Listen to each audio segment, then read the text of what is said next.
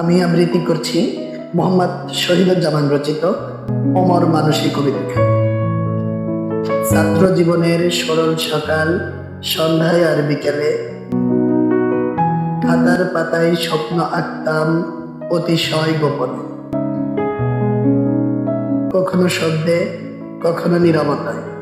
তুমি ছিলে আমার প্রতিটি বাক্যের অনন্ত মাধুর্যে। সময় এগিয়েছে, ব্যস্ততা বেড়েছে, বাস্তবতার জীবনের ফাঁদে জড়িয়ে গেছে মন। কিন্তু তোমাকে ভাবার থেমে কি গিয়েছে কখনো? বরং আরো গভীরে গেঁথে গেছে হৃদয়ে, নিঃশ্বাসে।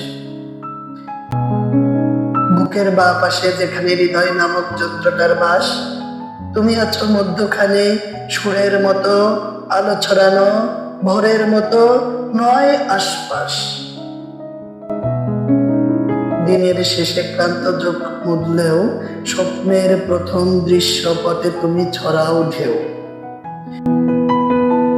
ভালোবাসতাম তোমায়, তোমার নাম ছিল আমার প্রতিটি লেখার শুরুতে।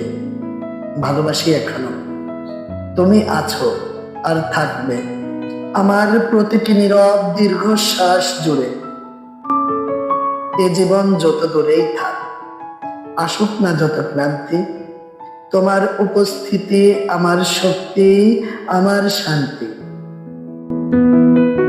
তুমি মানসী, তুমি প্রেরণা, তুমি ধ্রুবতারা, অন্ধকার রাতেও তুমি আমার আলোকিত ধরা। সময় বদলেছে, সময় বদলাবে, ঋতুও পাল্টাবে, কিন্তু হৃদয়ের প্রেম সে তো অমর হয়ে রয়ে যাবে। ভালোবাসতাম, ভালোবাসি আর ভালোবাসবো যতদিন বুকের স্পন্দন নিয়ে এ ধরায় বেঁচে থাকবো।